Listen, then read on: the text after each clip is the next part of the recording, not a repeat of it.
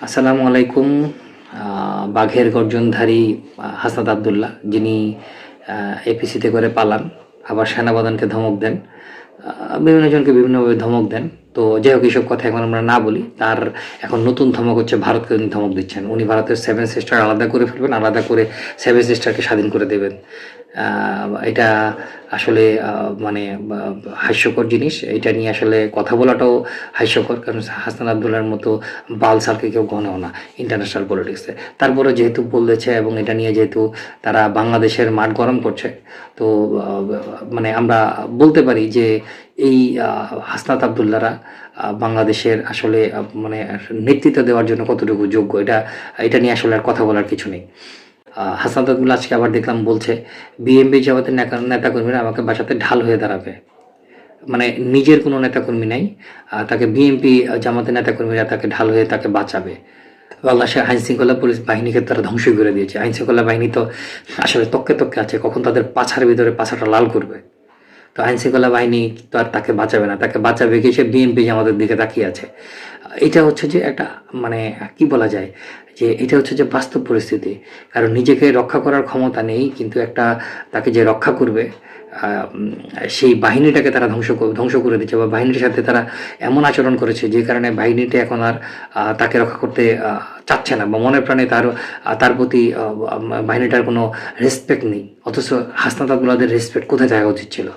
তো হ্যাঁ, সেই হাসনাত আবদুল্লাহ যখন এইসব ভারতের 7 রাজ্য ভাগ করে ফেলবে, এই করবে সে করবে, তাদের যে মদত যে দেয়, যে সবচেয়ে বেশি যার মদতে তাদের জনসভা চলে, যাদের মদতে তারা কিছু লোক জমাগণ করতে পারে, যাদের মদতে তারা যমুনা ঘেরাও করতে পারে, তারা আওয়ামী লীগকে নিষিদ্ধ করার জন্য লোক জড়ো করতে পারে, বা অন্যান্য কাজের জন্য তাদের কিছু যখন লোক জড়ো করা দরকার পড়ে তখন লোক জড়ো করে করতে পারে, সেই জামাত ইসলাম যখন এটা তীব্র প্রতিবাদ করেছে, বা ভারত যখন প্রতিক্রিয়া দেখিয়েছে, তখন জামাত ইসলাম কি বলছে শুনেন। জামাত ও শিবিরকে জড়িয়ে সম্পূর্ণ মিথ্যা ও ভিত্তিহীন এবং সুপরিকল্পিত ষড়যন্ত্রের তীব্র নিন্দা ও প্রতিবাদ। সম্প্রতি ভারতের আঞ্চলিক অখণ্ডতা নিয়ে কিছু বক্তব্যের সঙ্গে বাংলাদেশের জামাত ইসলামী ও ইসলামী ছাত্র শিবিরকে জড়ানোর অপচেষ্টার সম্পূর্ণ মিথ্যা, ভিত্তিহীন এবং সুপরিকল্পিত ষড়যন্ত্রের তীব্র নিন্দা ও প্রতিবাদ জানিয়ে বাংলাদেশের জামাত ইসলামী সেক্রেটারি জেনারেল, কেন্দ্রীয় প্রচার ও মিডিয়া বিভাগের প্রধান অ্যাডভোকেট এহসানুল মাহবুব জুবায়ের আজ 18 ডিসেম্বর এক বিবৃতি প্রদান করেছেন। তার মানে বুঝতে পেরেছেন যে জামাত ইসলামী এই হাসনাত আবদুল্লাহরা যখন সেভেন সিস্টার ভাগ করে ফেলার জনসভা করে, সেই জনসভায় লোক সাপ্লাই দেয়, তাদের লোকজন পিছন থেকে তালি দেয়, সামনে থেকে তালি দেয়। আর যখন ভারত যখন এটাতে রিয়েক্ট করলো, তখন জামাত ইসলামী কী করলো, বিড়ালের মতো মিউ মিউ করে বললো যে আমরা এটার সাথে জড়িত না। অতএব হাসনাত আবদুল্লাহ হাদিকে দেখে শিখেন। হাদির আশেপাশে যারা ছিল তারা জাসির লোকজন ছিল।